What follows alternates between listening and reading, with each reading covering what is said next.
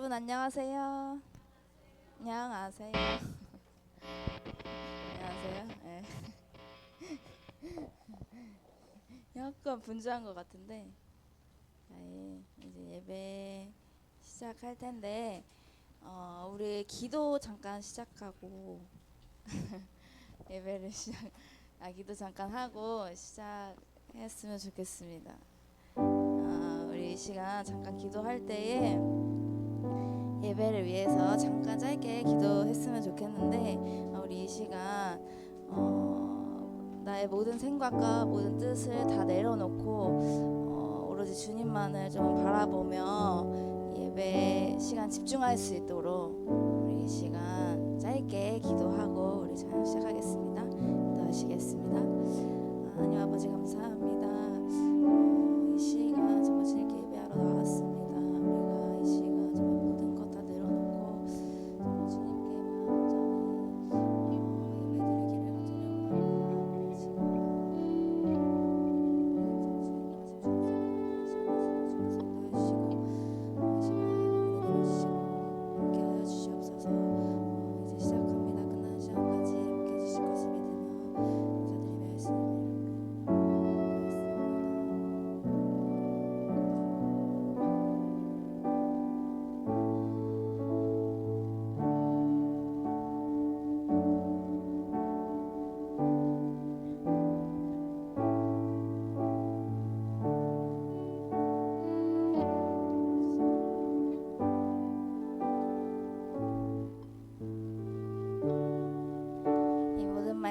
예수님의 이름으로 기도했습니다. 아멘.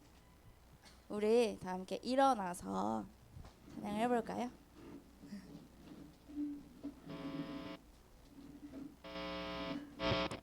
일어나서 우리 신나게 찬양해보도록 하겠습니다.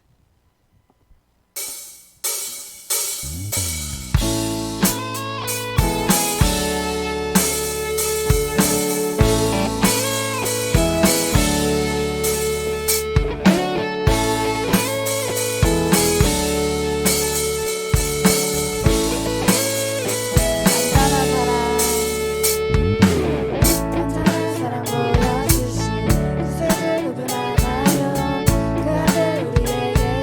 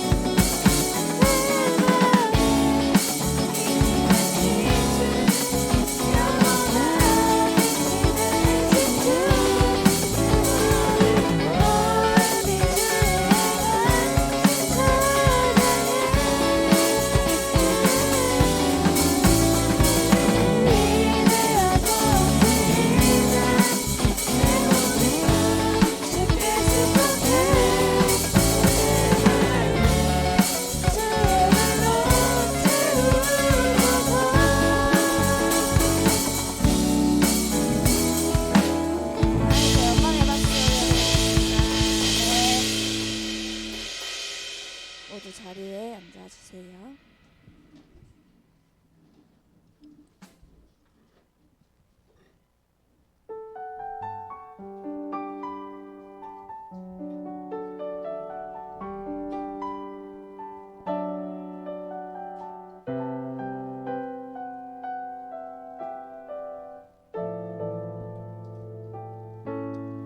하나님이 원하시는 예배는 나의 몸을 산제사로 드리는 것, 내 몸을 저순종함으로 거룩하고 받으실 만한 산제사로 드리는 것, 하나님이 찾으시는 예배는 상하고 통회하는 나의 마음, 가난한 마음으로 나아가 회개하며 그에 합당한 참된 열매 맺는 삶, 신령과 진리로 신령과 진리로 드리는 예배는 거듭난 생명으로 주님과 사귀는 삶, 주님을 더 알아가고 내 모든 것을 다하려며 믿음으로 주님과 함께 걷는 것.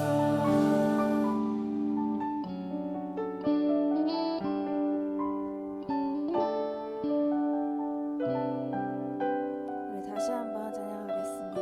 하나님이 원하시는 하나님이 원하시는 예배는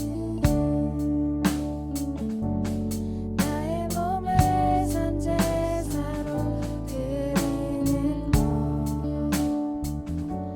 내 몸을 저순종함으로 거룩하고 받으실 만한 산제사로 드리는 것, 하나님이 찾으시는 예배는 하나님이 찾으시는 예배는 상하고 통회하는 나의 마음, 가난한 마음으로 나아가 회개하며 그에 합당한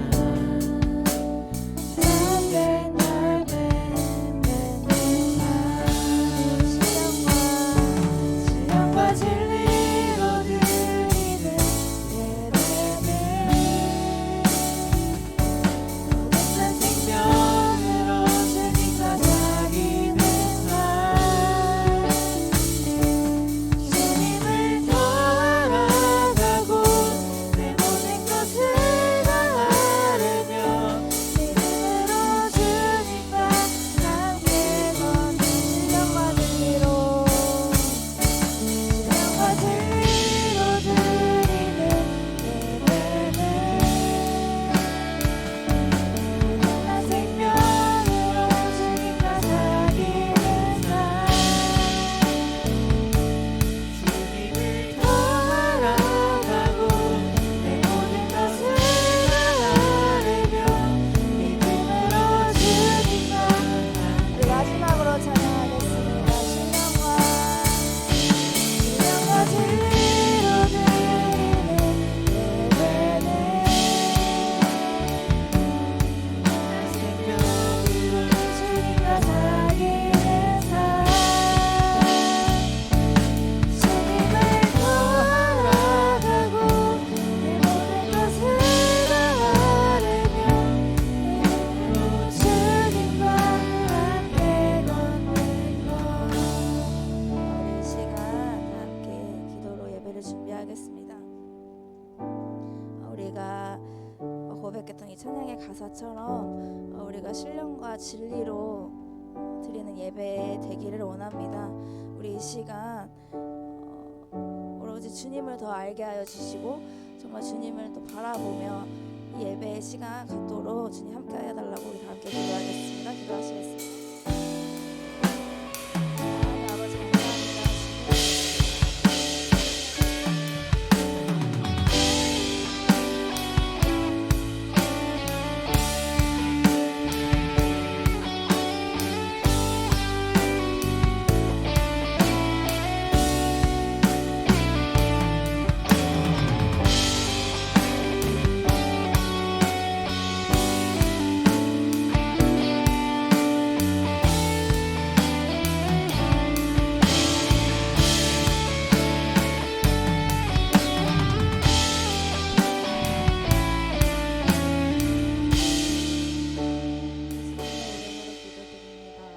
다 함께 일어나셔서 사도신경으로 우리의 신앙을 고백하겠습니다. 전능하사 천지를 만드신 하나님 아버지를 내가 믿사오며 그 외아들 우리 주 예수 그리스도를 믿사오니 이는 성령으로 잉태하사 동정녀 마리아에게 나시고 본디오 빌라도에게 고난을 받으사 십자가에 못 박혀 죽으시고 장사한 지 사흘 만에 죽은 자 가운데서 다시 살아나시며 하늘에 오르사 정능하신 하나님 우편에 앉아 계시다가 저리로서 산 자와 죽은 자를 심판하러 오시리라. 성령을 믿사오며 거룩한 공예와 성도가 서로 교통하는 것과 죄를 사하여 주시는 것과 몸이 다시 사는 것과 영원히 사는 것을 믿사옵나이다. 아멘. 교동문 7번 10편 13편입니다.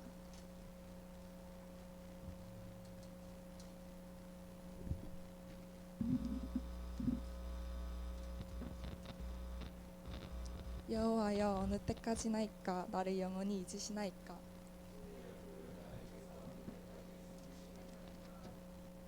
나의 영혼이 번민하고 종일토록 마음에 근심하기를 어느 때까지 하오며.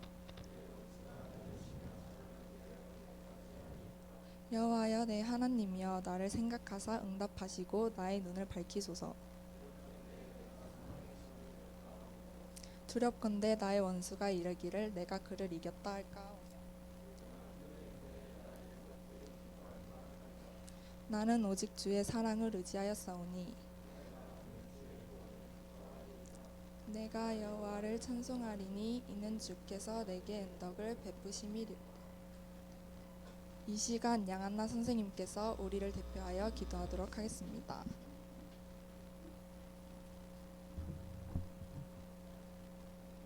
기도하시겠습니다.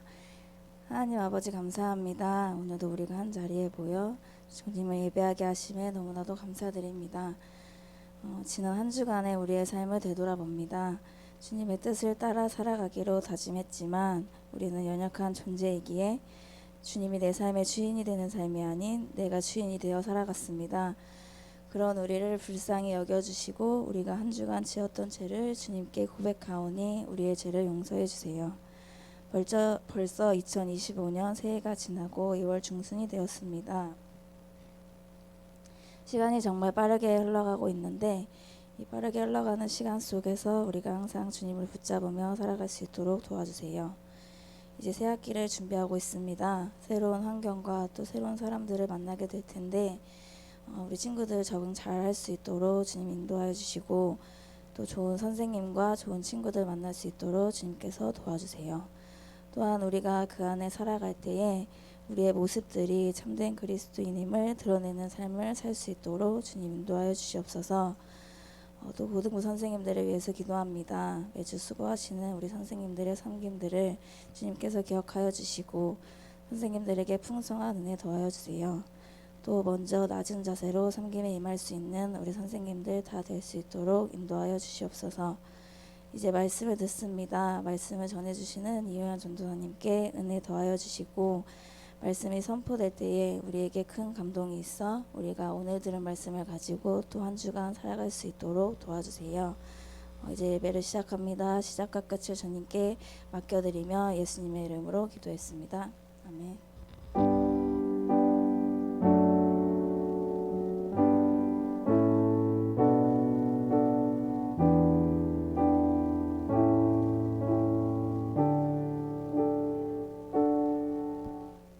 저희 다 일어나서 출애굽기 16장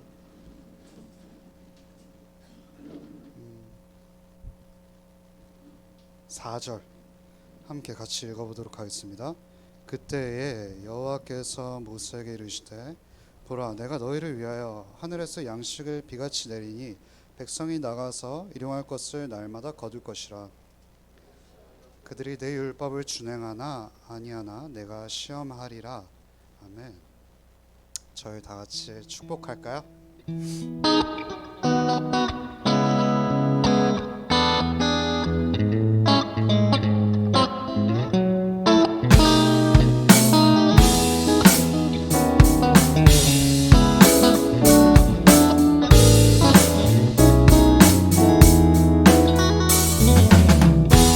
하나님의 사랑이 당신의 삶 가운데 그렇게 축복합니다. 하나님의 은혜가 우리 가운데. 여러분 다시 한번 고백해 볼게요. 하나님의 좀 더 뻗어봅시다. 당신의 삶 가운데 그렇게 축복합니다.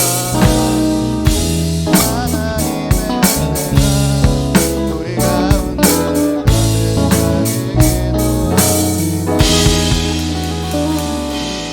여러분 앉아주십시오. 다 그 질문지 받으셨나요? 오늘 질문지에 제가 다 구절을 못 쓰들었어요. 그래서 그 성경책 같이 보면 좋을 것 같습니다.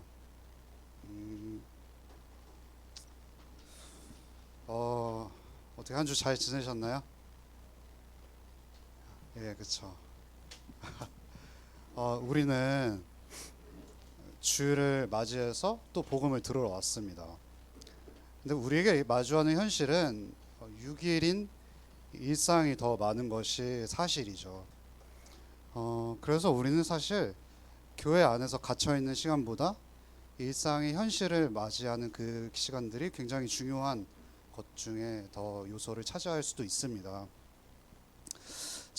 저는 참 가장 큰 복이라고 생각하는 거는 청년 시절 때, 지금도 전 청년이라 생각하는데 청년 시절 때 너무 훌륭한 설교자들을 너무 많이 만났어요. 그래서 저보다는 100배는 더 훌륭한 정말 말씀을 어떻게 그렇게 잘 전하실까?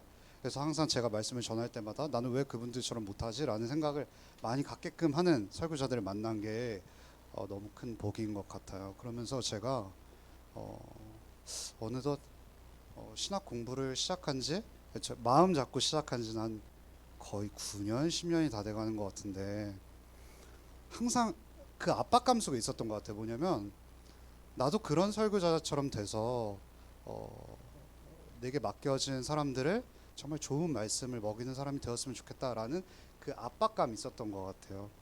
그러면서 참 많이 그러면서도 아쉬운 건 뭐냐면 그 긴장감 때문에 그 하루하루를 잘 누리지 못했다라는 생각도 드는 것 같아요. 뭐냐면 저는 뭔가 하루 일상을 잘 살아내는 사람보다 내가 먼 미래의 결과에 더 집중하는 사람이었던 것 같아요. 그러면서 요즘 많이 드는 생각은 하루를 잘 살아내는 것도 굉장히 중요하다라는 생각이 들더라고요. 여러분 그렇잖아요. 우리가 늘 목표에 타겟에만 집중하잖아요.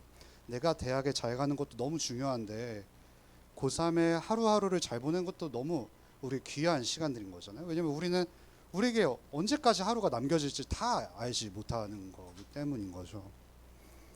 그러면서 저는 사역을 하면서 저에게 여러분도 중요하지만 제 목회에 있어서는 선생님들과 함께하는 것도 너무 중요하거든요. 그래서 제가 선생님들의 일상이 되게 리스펙하기 시작했어요. 더 하루하루를 살아가는 선생님들의 모습 속에서 그 하루를 견뎌내고 또 하루를 복음을 붙잡고 살아가는 그 삶이 얼마나 위대할까라는 생각이 많이 갖게 되는 것 같아요. 여러분 제가 출애굽기 말씀을 지난주 말씀 기억나시나요? 오늘 뭔가 전체적으로 좀 뭔가 다운된 느낌이 없지 않아 있는데 이 여부에 따라서 제 설교의 길이가 정해질 것 같습니다. 오늘은 좀 인트로를 좀 많이 준비했어요. 그래서 어떻게 하면 여러분이 설교가 들릴까라는 좀 고민을 많이 담았는데요. 혹시 여러분은 좋아하는 드라마 작가가 있나요? 없어요?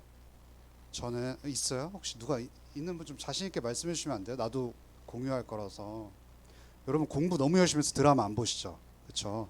저는 그 압박감을 느끼면서도 드라마를 꼬박꼬박 보거든요. 혹시 그 또 오해영이라는 드라마를 아시나요? 아세요? 오, 아세요? 그리고 혹시 나의 해방일지라는 드라마 아시나요? 그리고 또 뭐가 있을까요? 나의 아저씨라는 드라마 아시죠? 저에게 있어서 이 드라마 셋은 반지의 제왕 3탄에 버금가는 저에게 드라마급이에요. 여러분 그거 아시죠? 그 반지의 제왕을 쓴 사람이 J.R. 톨킨이라는 사람인데 혹시 J.R. 톨킨의 친구가 누군지 아시나요? 여러분 이런 거 얘기하면 재밌지 않아요? 나만 재밌죠? J.R. 톨킨의 친구가 C.S. 루이스예요. 여러분 그거 이거 설교 아닌데. C.S. 루이스가 제가 제일 존경하는 사람 중 한 명이거든요. 엄청 훌륭한 사람이잖아요. 그 C.S. 루이스가 판타지 영화 뭐 썼는지 알아요? 나니아 연대기예요. 그 마녀의 옷장 이 얘기 하는 거 있잖아요. 그 누가 먼저 잘 나갔을까요? 톨킨이 잘 나갔을까요? 루이스가 잘 나갔을까요? 루이스다. 저 포함 3명? 4명? 여러분 톨킨이 더 잘 나갔어요. 먼저 톨킨이 반지장을 먼저 빵 하고 터트린 거예요. 근데 친구들도 아시려나요? 판타지 영화는 반지의 제왕을 기점으로 이제 AD와 BC가 시작이 되는 거거든요. 그런데 여러분 그거 아세요? 가장 가까운 사람이 잘 나가면 그렇게 배가 아프거든요. 저는 3남매인데 누가 제일 잘 나갈까요? 제가 제일 못 나가요. 그러면 어떤 생각이 드냐면 우리는 늘 열등감에 휩싸이기 쉽고 가장 가까운 존재가 잘 나가면 기뻐해야 되지만 나는 특별하지 못한 것 같다는 생각 속에서 자격지심이 빠질 때가 굉장히 많죠. 그래서 C.S. 루이스가 되게 자격지심이 많았대요. 그랬대요. 톨킨은 약간 그런 거래요. 친구들 중에서도 그런 약간 톨킨은 P형이었던 것 같아요. 뭔가 생각이 있으면 바로바로 내뱉는 작가였던 거죠.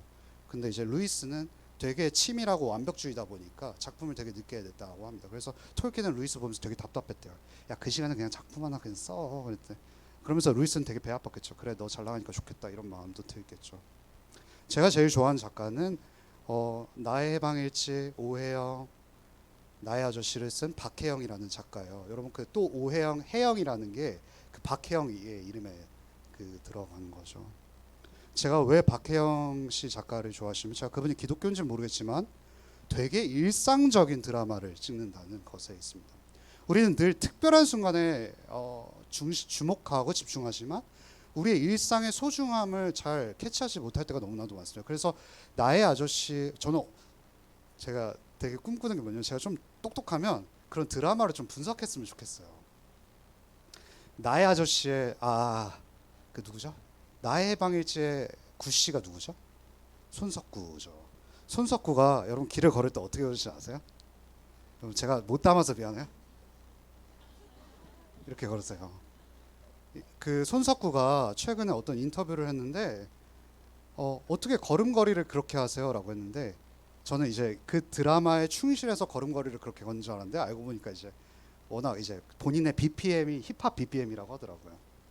근데 나의 해방일지를 잘 보면 어떤 장면이 많이 나오냐면 우리는 드라마를 보면은 지금도 우리가 쇼츠가 유행하기 때문에 우리의 시간이 굉장히 빠르게 잠식되는 거잖아요. 그러니까 뭔가 시간이 몇 분 이상이 흘러가면은 그것을 참지 못하는 게 우리의 현실이잖아요. 근데 나의 해방일지는 자주 나오는 장면이 뭐냐면 걷는 걸음걸이에요.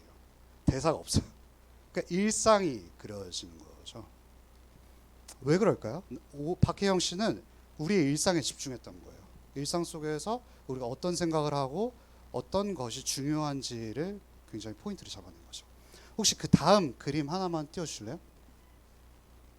친구들, 제가 그 설교를 준비하면서 한 작가를 만났어요. 이 작가 기독교 작가인지 모르지만 구나연 씨라는 작가인데요.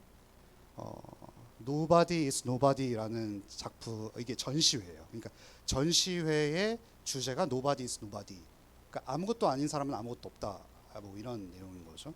근데 잘 보시면 알겠지만 이 아저씨가 주름이 되게 많죠. 그리고 여기 보면은 여러분 뭐가 있나요? 오, 맞아요. 눈이 맞아요. 되게 예리한데요. 빨간 점이 이렇게 있어요. 왜 빨간 점을 이렇게 그렸을까요? 왜 되게 이거는 오류잖아요. 초상화를 잘 그리다가 인물화를 그리다가 빨간 점, 갑자기 눈 부위에 빨간 점을 툭하니 이렇게 그려놓은 거죠. 제가 이거를 해설한 거를 봤더니 어떤 게 있었냐면요.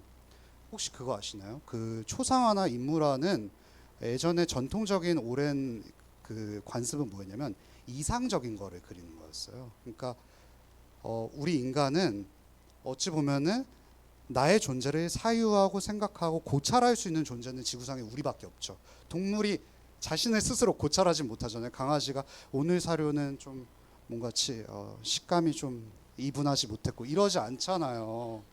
우리가 우리의 존재를 보면서 나를 평가할 수 있는 존재인 거죠. 나의 일상을 보면서 나는 왜 불완전할까? 나는 왜 이렇게 단점이 많을까? 나는 왜 이렇게 미울까라는 거죠. 저도 그 생각 되게 많이 하거든요. 나는 왜 이렇게 완벽하지 못할까? 흠투성이지? 왜 패트와 매트 닮았지? 막 이런 생각 많이 한단 말이에요.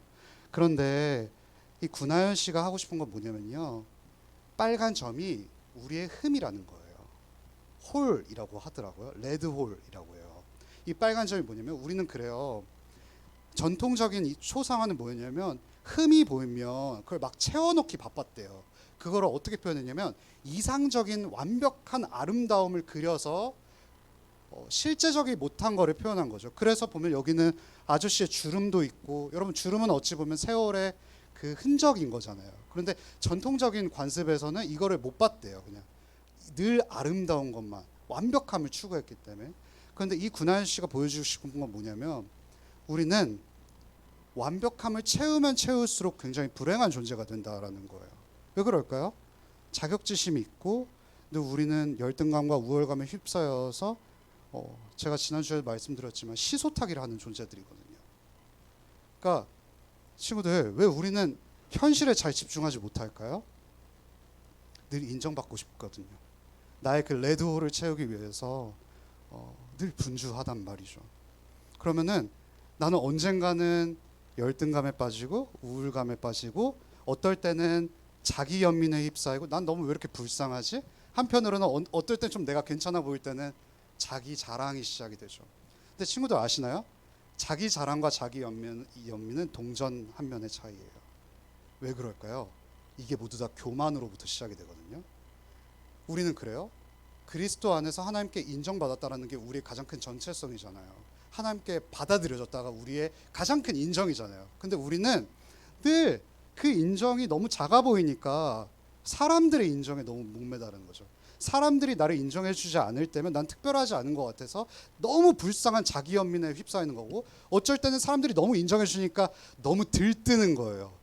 그러니까 자기 자랑이 시작되죠. 저의 고백 하나만 하고 시작을 할게요.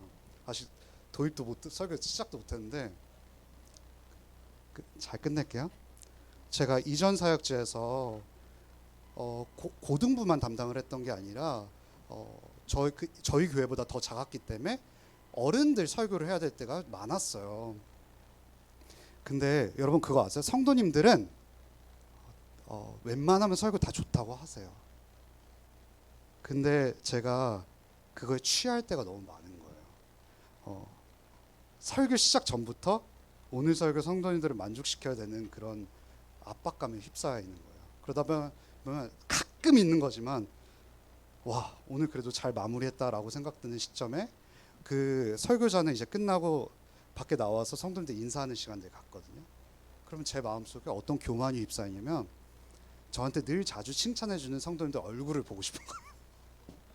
왜 그럴까요? 전사님 오늘 설교 너무 좋았어요 라는 거를 우회적으로 듣고 싶으니까 권사님 오늘 잘 지내셨어요? 라는 거를 듣는 거죠.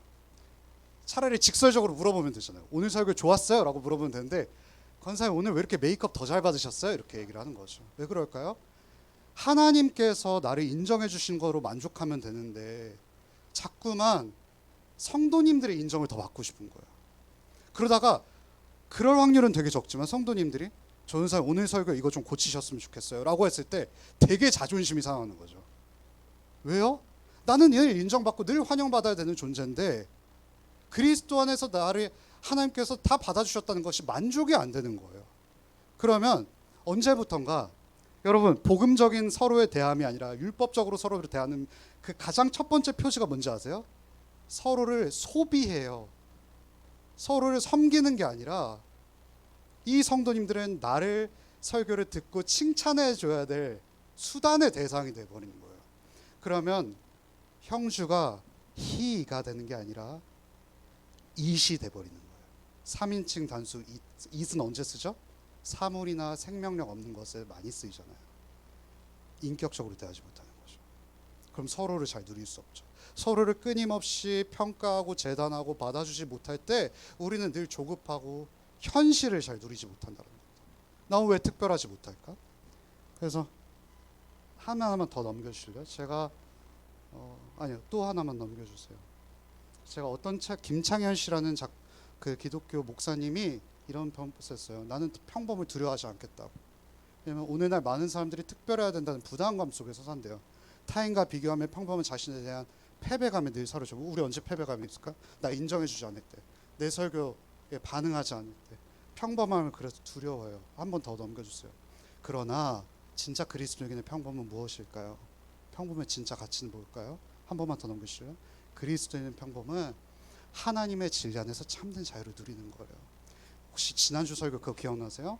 우리는 언제 시소 안 타죠? 팩트에 있을 때요.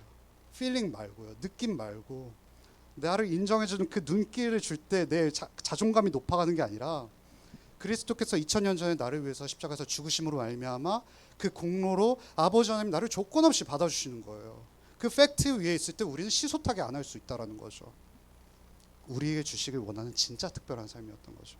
그리스도께서요 그 진짜 완전한 평범한 삶 하루를 선물해 주시기 위해서 십자가 위에서 돌아가신 것이죠. 여러분 오늘 설교 이거 하면 다 끝난 건 거거든요. 그렇지만 봐야겠죠. 그러면 여러분 광야의 삶은 우리의 일상이에요. 광야에서 하루하루를 배우는 거는요. 내 자신이 특별하지 않음을 인정하는 그러한 시간들인 거거든요. 한번 우리 1절 한번 읽어볼까요? 성경책 한번 펼쳐봅시다. 1절.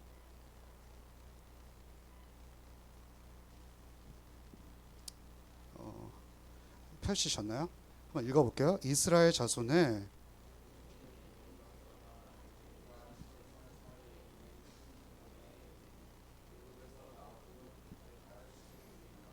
참 우리는 그래요. 애굽이라는 장소에서 벗어나면 우리 일상 속에서 특별한 날들로 가득 차기 원하는데 우리에게 기다려지는 거는 일상이에요. 구원을 받은 이후에 우리는 바로 천국 가지 않는단 말이죠. 아직 완성되지 않은 하나님 나라 속에서 하루하루를 잘 살아나가는 법을 배우는 것이 예수 그리스도를 닮아가는 거예요. 그런데 이스라엘 자손들이 특별한 기적들을 경험했잖아요.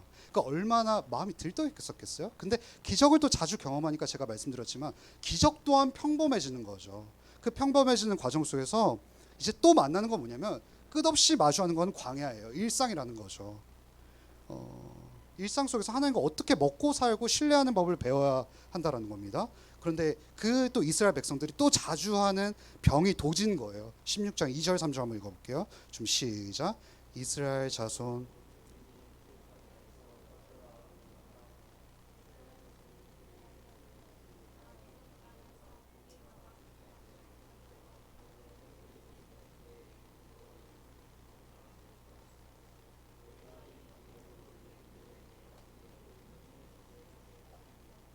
우리 죄의 관성은 또다시 뭘로 돌아가냐면 기적으로 맛봐서 고무줄을 막 쭉 당겼는데 다시금 고무줄을 탁 뺐을 때 내 자신이 쪼그라들고 내 현실이 너무 커 보이니까 하나님을 신뢰하지 못하는 거예요. 그러면 반응이 뭐죠?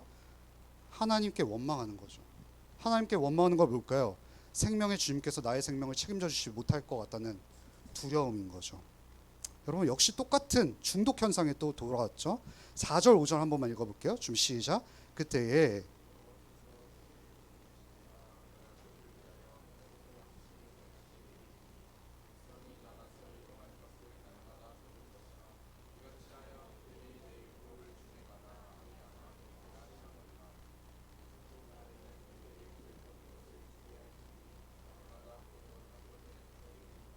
마라에서 물이 쓰니까 불평이 시작됐는데 여러분 또 뭐예요? 환경에 따라 또 좌지우지 되는 게 광야에서 먹을 게 없으니까 다시 원망하기 시작했다라는 거죠. 그러면 하나님께서 이런 거예요. 우리는 늘 이렇게 착각해요. 나의 상황이 채워지면 하나님 원망하지 않을 거라고 생각을 하는데 여러분 우리 그렇게 호락호락한 존재들이 아니에요. 우리가 끊임없이 하나님께 원망하는 이유는 내 삶이 채워지지 않았기 때문이 아니라 하나님을 신뢰하지 못했기 때문에 원망하는 거죠. 그래서 하나님께서 도리어 역질문하시는 거예요. 그래, 그럼 내가 너희들이 원한 거 채워줄게. 그럼 나한테 원망하지 않을 거야? 이렇게 물으시는 거죠. 그런데 여러분 하나님께서 모르셨을까요? 이스라엘 백성들 채워주면 원망 안 하셨을 거라고 생각하셨을까요? 아니요. 하나님은 모든 것을 아시는 분이기 때문에 얘네들 또 토라질 거 아심에도 불구하고 시험하셨어요. 그래서 여러분 16장 4절에 내가 너희를 시험하리라고 말씀하신 거는 시험의 특징이 뭔지 아세요? 우리가 자꾸 시험이랑 유혹을 헷갈려요. 여러분 시험은 내 자녀에게 주는 거예요. 내 자녀가 어떤 정체성을 갖고 너는 어떤 존재이고 너와 나 사이의 관계는 이런 거야라는 것을 더 잘 명확하게 기억하게 하려고 시험을 하시는 거예요. 그 시험의 대표적인 게 뭐죠? 창세기 3장에 나오는 거죠. 선악과요. 여러분 선악과 하나님께서 아담 망하게 하시려고 그 장치에 두신 걸까요? 창세기를 잘 자세하게 읽어보면 선악과의 위치가 에덴 동산에 어디 있는지 아세요? 에덴 동산 중앙에 있어요. 왜 중앙에 있을까? 왜 하나님께서 하필이면 그 뭔가 넘어질 것 같은 선악과를 중앙에 두신 걸까요? 하나님을 아담과 하와 인생 망치려고 하신 게 아니라요. 아담이 에덴 동산을 한 번씩 거느렸을 거 아니에요. 매일 아침에. 왜냐하면 하나님 대신 통치해야 되는 대리 통치자니까. 에덴 동산을 가꾸기 위해서 매일 하루는 산책을 해야 되는데 거기서 피할 수 없는 거는 뭐냐면 선악과였던 거예요. 선악과를 보면서 하나님께서는 너희를 인생을 망치게 하려는 게 아니라 보고 기억하라는 거예요. 뭘 기억하라는 걸까요? 너가 지금 대신 이 동산을 가꾸니까 너가 동산의 주인인 것 같지? 아니야. 내가 주인이야. 너는 내 말에 멈추고 쓰면 되는 존재인 거야 라는 것을 가르쳐주기 위해서 선악과를 보여준 거예요. 하나님과 우리와의 관계를 보여주는 리트머스 종이와 같은 것이 바로 선악과였던 거죠. 여러분 리트머스 종이는 뭐죠? 그걸 보면서 산성인지 알칼리성인지 확인한 거잖아요. 뭘까요? 그 종이를 보면은 나의 정체성을 확인할 수가 있는 거예요. 그 선악과는 내가 하나님의 말씀에 순종해야 되는 존재라는 거를 보고 기억을 하는 거죠. 그런데 아담의 마음속에 어떤 게 있었죠? 내가 판단할 거야 라는 마음이 시작이 된 거죠. 에덴 동산의 주인은 나야 라는 마음이 시작되는 순간부터 내가 모든 것을 책임지기 시작했죠. 하나님께서는 이 시험을 왜 두신 거냐면 나를 기억하라는 거였죠. 유혹은 반대예요. 유혹은 하나님과 나와의 관계를 망치기 위해서 사탄이 광야에서 예수님을 시험한 게 아니라 사실상 명확하게 말하면 유혹한 거예요. 하나님께서는 나의 자녀를 나와 더 친밀한 관계 속으로 두시기 위해서 시험하신 것이죠. 그래서 16절 6절 7절 한번 읽어보도록 하겠습니다. 좀 시작. 모세와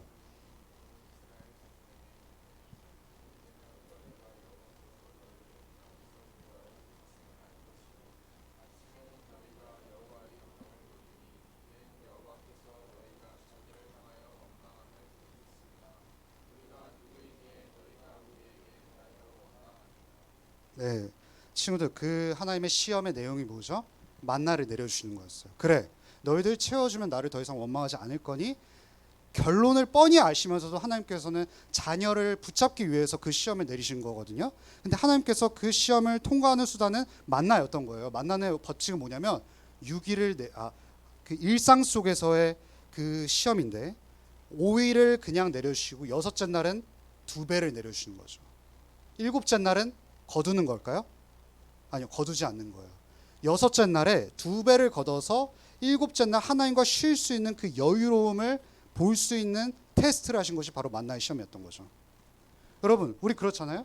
일상적으로 생각하면 2배를 내려주시면 쉬는 거 뭐 문제 있겠어 라는 생각이 들잖아요. 근데 여러분, 우리는 그렇지 않아요. 우리는 그 하루의 은혜를 충만히 맛보지 못해서 내일을 두려워하는 존재들이거든요. 그럼 우리의 자연스러운 반응은 뭐냐면 내일의 은혜를 확보하기 위해서 오늘을 굉장히 분주하게 살아요.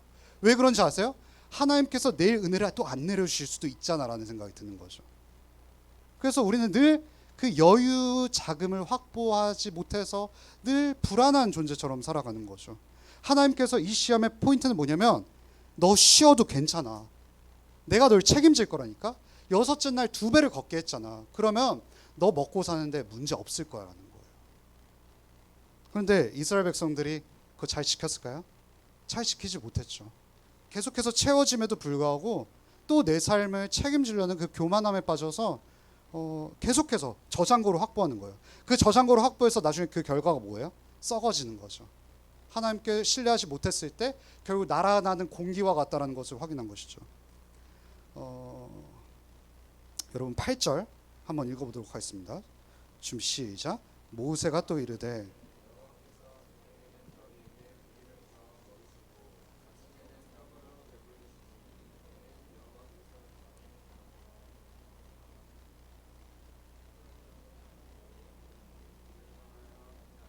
(9절) 모세가 또 아론에게 이르되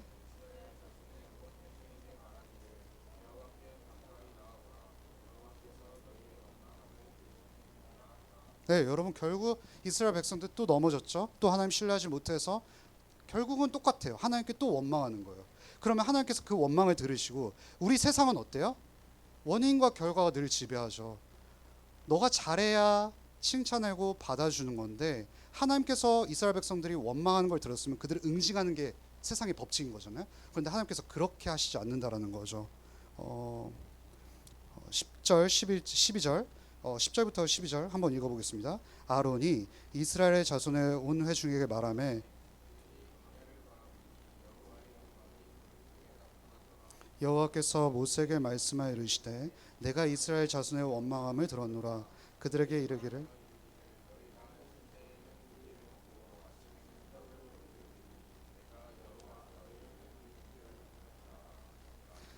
하나님께서 이스라엘 백성 구원하신 이후에 이스라엘 백성들이 경험한 건 뭐냐면 하나님께서 계속된 놀라운 특별한 은혜를 베푸셨는데 일상 속에서 원망했다는 거예요. 은혜가 원망으로 돌아갔죠. 근데 하나님은 늘 어떻게 베푸세요? 원망을 다시금 은혜로 또 다시 돌려주는 우리가 이해할 수 없는 하나님의 헷세대 사랑을 보여주시는 거죠. 13절 14절 저녁에는 메추리기가 와서 진에 덮이고 아침에는 이슬이 진 주위에 있더니 그 이슬이 마른 후에 광야 지면에 작고 둥글며 서리 같은 것이 있느니라.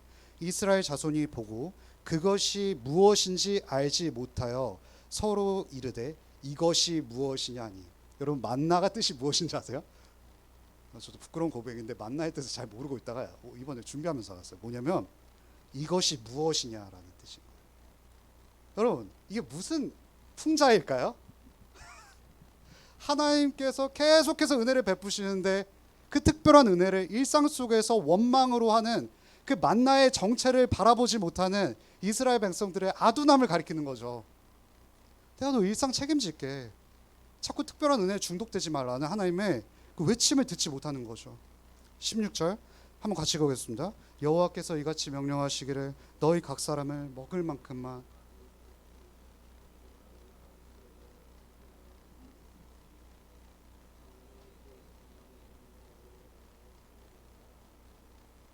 친구들 일상의 중요한 비결은 뭘까요? 잘 일상을 누리는 법? 오늘 하루 거둘 양식을 거두면 되는 거예요. 하나님을 신뢰하면서 내가 내 인생을 확보하려 하는 삶을 조금씩 내려놓을 때 하나님의 손, 보이지 않는 하나님의 손이 우리 삶 속에서 더 잘 느껴지는 거죠. 그래서 18절 오멜로 되어본 즉 많이 거둔 자도 남음이 없고 적게 거둔 자도 부족함이 없어 각 사람 먹을 만큼은 거뒀더라. 많이 거뒀는데도 똑같고 적게 거뒀는데도 똑같은 거예요. 여러분 하나님께서는 우리에게 그 하루에 베풀어 주실 은혜가 정해져 있는데 우리는 자꾸만 하나님의 은혜를 타내려고 발버둥을 치는 거죠. 우리는 계속. 여러분 20절 한 번만 읽어볼게요. 그들이 모세에게 순종하지 아니하고 더러는 아침까지 둘러였더니 네, 이스라엘 백성들이 순종하지 않고 내가 내 인생을 책임져서 더 많이 거둬두려고 했을 때 결과가 무엇이냐면 벌레가 생기기 시작한다는 거예요. 벌레가 우리 삶에 침투해서 계속해서 갉아먹는 인생으로 살아가는 것이죠. 늘 내가 내 삶을 확보해야 되고 나의 인정을 찾기 위해서 오늘도 더 많이 남들보다 탐욕을 부려야 되고 욕심을 내어야 했던 것이 벌레가 가득한 삶 속으로 우리를 초대한다는 것이죠. 여러분, 그러면서 출애굽기 16장 21절은 어떻게 끝나냐면 무리가 아침마다 각 사람을 먹을 만큼만 거두었고 햇볕이 뜨겁게 져면 그것이 쓰러졌더라, 이렇게 표현을 합니다. 오늘 이 광야의 만나 일상을 회복하라는 하나님의 스토리 속에서 우리 뭘 적용할 수 있을까요? 여러분, 하나님께서 진짜 우리 공급하십니다. 여러분, 만나의 특징이 뭘까요? 하나님의 공급을 누리기 위해서는 순종이 필요하다는 겁니다. 어떤 순종일까요? 여러분, 매일같이 나가지 않으면 만나를 받을 수가 없어요. 만나를 거둘 수가 없죠. 6째 날에는 2배씩 거두고 7째 날은 어떻게 해야 될까요? 쉬어야 해요. 여러분, 쉬지 않으면 만나를 누릴 수 없어요. 여러분, 우리가 왜 주일을 이렇게 거룩하게 지키는 걸까요? 창조주이신 하나님께서 우리의 모든 삶을 책임지기 때문에 세상은 계속해서 우리의 삶을 공장처럼 찍어내고 공급하고 결과를 만들어내라고 하지만 하나님께서 쉴 때 우리의 삶을 침투해서 일하신다는 것을 느끼기 위해서 주일을 주신 거죠. 그리스도의 부활, 죽으심이 우리의 삶을 더 이상 인정받지 않아도 하나님의 인정이 있다는 것을 명확하게 기억하고 싶어서 하나님께서 주일을 허락하신 거죠. 출애굽 때, 여러분, 홍해가 갈라질 때는 이스라엘 백성들이 순종할 필요가 없었어요. 왜냐하면 하나님께서 다 하시는 거니까. 하지만 만나 때는 달라요. 뭘까요? 우리가 하나님을 신뢰함으로 거두러 나가야 되는 거죠.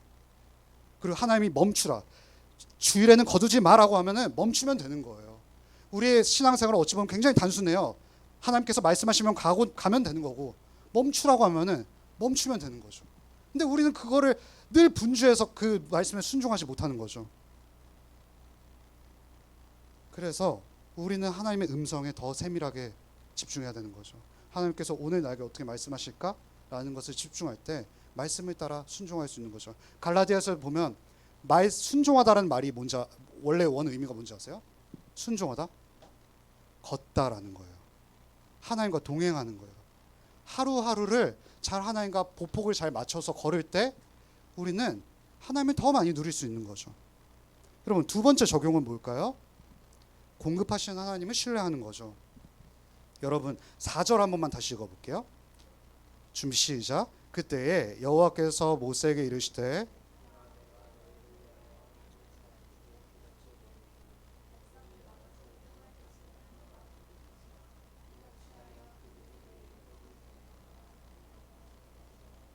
네, 여러분, 하나님께서 여기서 자신의 백성들이 자신의 하나님을 더욱더 집중하기 위해서 시험을 허락하셨다고 했죠.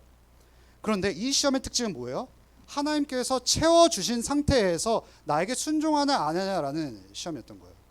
하나님께서 공급하심으로, 완벽하게 공급하심으로 말미암아 나의 세미한 음성에 가고 멈출 수 있느냐를 하나님께서 보신 거죠. 그런데 이스라엘 백성들 어땠어요? 이 시험에 합격했나요? 순종하지 못했죠. 하나님과 보폭 맞춰서 걷지 못했어요. 또 앞질러서 걷었고 하나님보다 더 늦춰질 때가 많았죠. 하지만 여러분, 이 시험과 굉장히 유사한 시험이 시간을 한참 뛰어넘어서 복음서에 기록이 돼요. 여러분, 만나는요, 이 떡 시험 있잖아요. 이거는 예수님의 그 공생의 기간 때 굉장히 자주 인용되던 거였어요. 왜냐하면 예수님도 이와 비슷한 시험을 경험하셨거든요. 뭘까요? 예수님께서 세례 받는 장면이 마태복음 3장에 나오잖아요. 여러분, 예수님께서 세례 받으실 때 물 위에서 올라오실 때 어떤 일이 일어나냐면 아버지 하나님께서 소리가 들려요. 무슨 소리일까요? 이는 내 사랑하는 자요 기뻐하는 자다, 이렇게 하시는 거예요. 여러분, 아마 저는 확신하는데요, 그 소리는요 예수님 주변 사람들은 못 들었어요. 예수님만 들으셨어요. 근데 왜 이게 중요한 걸까요? 성자 하나님인 예수여, 너가 인간의 모습을 입고 이 땅에 왔지. 그런데 중요한 것은 뭐냐면 너는 나에게 가장 특별한 존재다라는 거예요. 이 세상 사람들이 너를 아무리 환멸하고 비난할지 모르지만 너가 기억해야 될 것은 뭐냐면 이 연약한 늘 불순종하는 이스라엘 백성과 같은 이 죄인들을 위해서 너가 낮고 낮은 땅에 온 거야 라고 하나님께서 인정해 주시는 거예요. 특별한 날이었다고요. 그런데 그 특별한 날이 책 끝나기 전에 예수님께서 성령님께서 예수님을 갑자기 내쫓으세요. 어디로 내쫓으실까요? 광야라는 일상으로 보내시는 거예요. 그 광야의 일상 속에서 예수님께서 받은 시험, 유혹이 중에 뭐가 있는지 아세요? 돌을 떡으로 만드는 시험이었죠. 이거 뭘까요? 여러분 사탄은요, 나중에 여러분 C.S. 루이스의 스크루테이프 매즈라는 책 읽어보시면 너무 좋겠는데 사탄은 정말 지혜롭거든요. 사탄이 쓰는 방법은 뭐냐면 하나님의 말씀을 왜곡해서 우리에게 줘요. 좋은 거를 비틀어서 우리에게 준단 말이에요. 사탄이 잘 알잖아요. 이스라엘 백성들이 그 먹을 거를 채워줬음에도 불구하고 하나님이 쓰라고 했을 때 쓰지 못하고 가라고 했을 때 계속해서 가지 못했던 걸 알고 있었잖아요. 변형 형식으로 예수님께 더 가혹한 시험을 주는 거예요. 이스라엘 백성들은 채워진 채 시험을 당했지만 예수님께서는 굶으셔야 했어요. 그러니까 이스라엘이 경험한 시험보다 더 레벨이 한 단계 훨씬 더 높은 시험이었던 거죠. 채워지지 못한 상태에서 하나님의 말씀을 신뢰하라는 거였어요.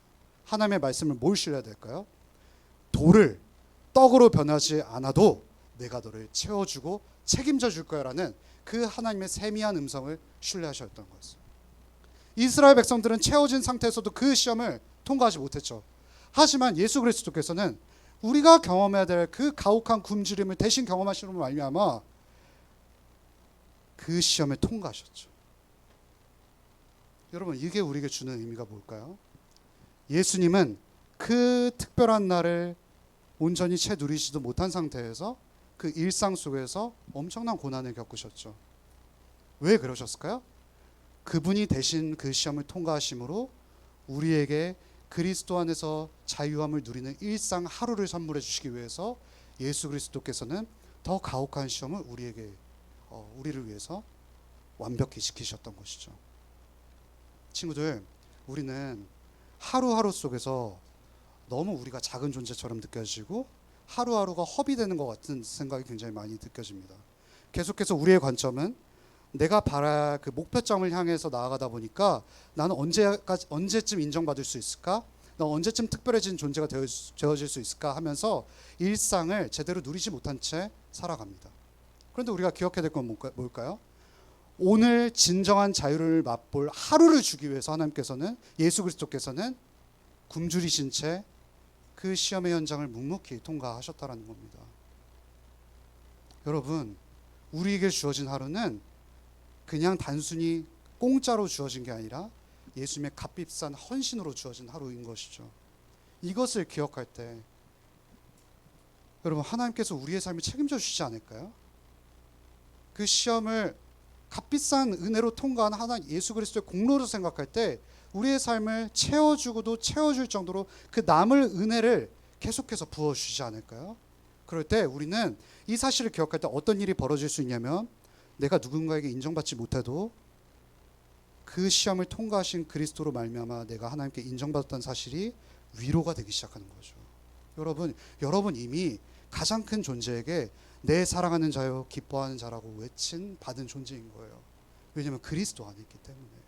그리스도께서 받을 인정이 우리가 그리스도와 연합한 존재들이기 때문에 하나님께서 예수님께 선포한 그 외침이 우리에게도 적용이 된다는 거죠. 친구들, 여러분 누가 무시해도 괜찮아요. 하나님께서 예수님 안에서 여러분 가장 특별한 존재로 인정해 주셨거든요. 가장 특별한 것은 무엇이면 우리가 그리스도 안에서 진짜 평범한 마음을 누릴 수 있다는 것이죠.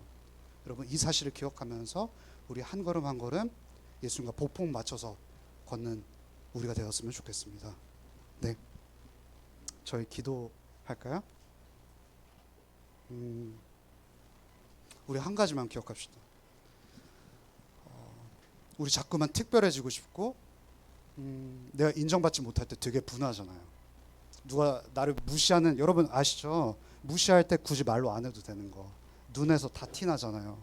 우리 근데 누가 무시하면 되게 못 참는단 말이죠. 우리 왜 그럴까요? 그리스도 안에서 우리가 진짜 인정받았다는 거 놓치기 때문인 거죠. 하나님의 시선보다 조약한 사람들의 시선이 더 커지는 거죠. 여러분, 그렇게 분노하고 화낼 때마다 하나님께서 우리를 그리스도 안에서 어떻게 바라보는지를 복음 안에서 기억할 수 있도록 하나님 우리에게 은혜 베풀어 주세요. 잠시 기도하겠으면 좋겠습니다. 기도하겠습니다. 하나님 아버지, 자꾸 자존심 때문에 하나님께서 나를 그리스도 안에서 어떻게 바라보시는지보다, 일상을 그리스도 안에서 누리기보다 자꾸만 사람들의 시선이 중요하시고 사람들의 평가가 내 정체성을 좌우할 때가 많습니다. 그래서 자꾸 분노하고 자존심 상하고 어떻게 하면 내가 목양하는 친구들에게 인정받을 수 있을까, 그렇게 너무 조약한 삶을 살아갑니다. 하나님, 자꾸 이 너무 나의 속좁음에 나의 두려움과 나의 기쁨이 좌우되지 않을 수 있도록 인도하시옵소서. 주님, 우리의 일상을 책임져 주신 하나님, 당신이 쓰라 하면 쓰고 걸으라 하면 걷고 하나님의 세밀한 음성에 집중할 때 복음이 더 선명히 들리고, 내가 일하지 않아도 하나님께서 쉬지 않고 일하시는 가장 완벽한 보아스이시기 때문에 내가 사람들한테 인정받지 못한다고 하더라도 그리스도 안에서 인정받기 때문에 나를 무시한 그 눈초리를 사랑으로 대할 수 있습니다. 하나님, 인정받으려고 안달복달하지 않을 수 있도록 인도하시옵소서. 하나님 아버지, 감사합니다. 2000년 전에 이미 그리스도께서 모든 일을 다 하셔서 하나님께서 너는 내 사랑하는 자여 기뻐하는 자녀라고 예수님 안에서 우리에게 선포해 주셨는데, 그 인정이 너무 작아 보이니까 세상 속에서 그 조약한 인정들이 자꾸 내 삶을 좌우하는 것 같습니다. 그래서 자꾸 짜증나고 저 사람이 밉고 분노할 때가 많은 게 우리의 현실입니다. 그래서 하루를 잘 누리지 못합니다.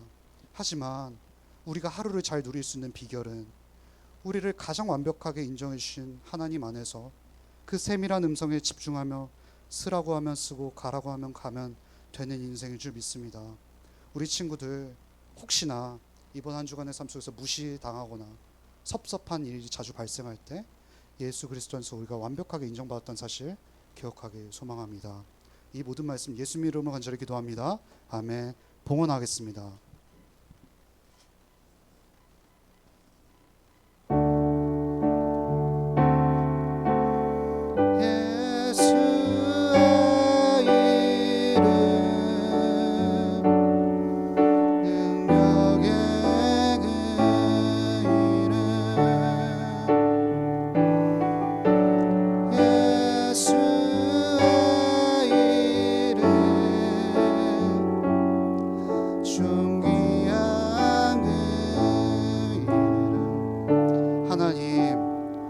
하나님께서 거두지 않으셔도 된다고 위로해 주셨습니다.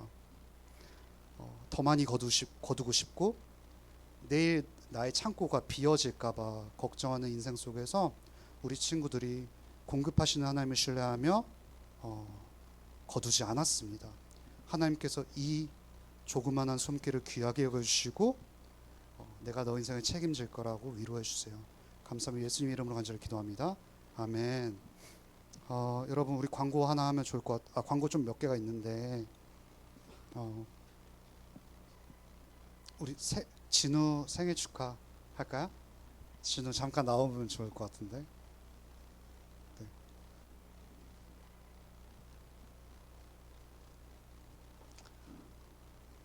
와, 진우 키가 너무 크네요. 갑자기 열등감에 휩싸이는 것 같은데. 진우가 그 생일이 지났죠. 1월 5일, 2월 9일이었죠. 예. 여러분 보이시죠? 불빛이. 저희 축하송 해야 되지 않을까요? 축복합니다. 예.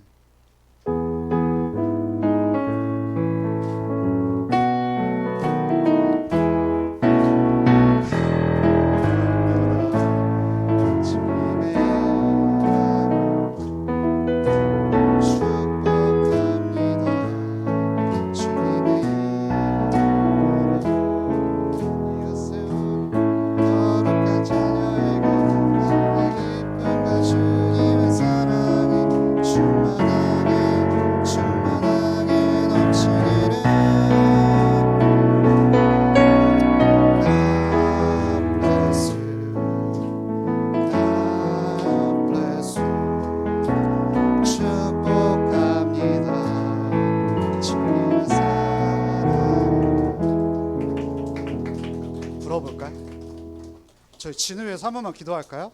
하나님 감사합니다. 우리에게 이 작은 일상에 진우라는 큰 선물을 주셔서 감사합니다. 오늘 진우를 잘 누리고 함께 교제하기를 소망합니다. 우리 진우의 생일 하나님께서 무엇보다 축하해 주시고 우리 함께 기뻐할 수 있도록 인도해 주세요. 감사합니다. 예수님 이름으로 간절히 기도합니다. 아멘. 예, 들어가세요. 저희 하나 같이 기도해 주고 싶은 친구가 있는데 우리 잠깐 하준이 나오면 어떨까요? 네. 하준이가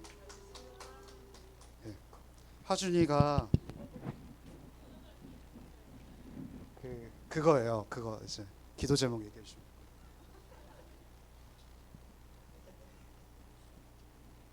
제가 인도네시아 선교를 가는데 화요일에 그거 듣고 같이 기도해 주시면 감사하겠습니다. 여러분 하준이 위해서 잠깐 그 기도 같이 할까요? 하나님 우리 사랑하는 하준이 남들은 공부하기 바쁘다고 멈추지 않는 그 시점 속에서 잠깐 하나님께서 채워주실 거 믿고 그 인도네시아로 갑니다. 인도네시아 속에서 하나님의 뜻깊은 사랑 더 많이 맛보고 건강하고 안전하게 잘 다녀올 수 있도록 인도해 주세요. 감사합니다. 예수님 이름으로 간절히 기도합니다. 아멘. 여러분 2개 더 광고가 남았는데요. 오늘부터 이제 진우 시아 왔나요? 시아가 안 보이네요. 그렇죠? 진우 상우죠. 그렇죠? 진우랑 상우랑 시아는 저랑 오늘부터 한 4에서 5주간 데이트를 할 거거든요. 무슨 데이트냐면 입교 교육을랑 세가족 교육을 같이 하려고 해요. 그래서 같이 이제 해주면 되겠고 그리고 다음 주부터 이제 주기도문 설교를 할 거예요. 그래서 다음 주에 제가 다 기도 보고서 나눠드릴 거예요. 그러니까 뭐 이걸 하든 안 하시든 기도 보고서 다 나눠주셔서 여러분 다음 주에 제가 어떻게 작성할지 설명해드릴 거거든요. 그래서 너무 부담감 갖지 마시고 여러분 일기 쓰는 친구들 있죠. 그냥 일기를 걷다 쓰세요. 그냥 그러시면 될 것 같고요. 기대하시는 마음으로 3월부터 첫 모임 가질게요. 예, 반별로 흩어지도록 하겠습니다. 여러분 죄송해요. 아니 하나 더 있어요. 저희 찬양팀을 모집합니다. 네. 여러분 하고 싶어서 벌써 마음에 안달이 나셨죠? 그 마음을 우리 한나쌤께 전달해 주시면 저도 들을 수 있어서 이렇게 잘 모집이 될 수 있을 것 같아요. 이번 주까지 좀 한나쌤께 말씀을 해주세요. 이번 주 너무 급박한가요? 돌아오는 주일 전까지 그렇게 해주시면 될 것 같아요. 주기도문 고백하겠습니다. 하늘에 계신 우리 아버지여 이름이 거룩히 여김을 뜻이 하늘에서 이루어진 것 같이 땅에서도 이루어지리이다. 오늘날 우리에게 일용할 양식을 주옵시고 우리가 우리에게 죄진 자를 사하여 준 것 같이 우리의 죄를 사하여 주옵시고 우리를 시험 들게 하지 마옵시고 다만 악에서 구하옵소서. 대개 나라와 권세 영광이 아버지께 영원히 있사옵나이다. 아멘. 반별로 흩어지겠습니다.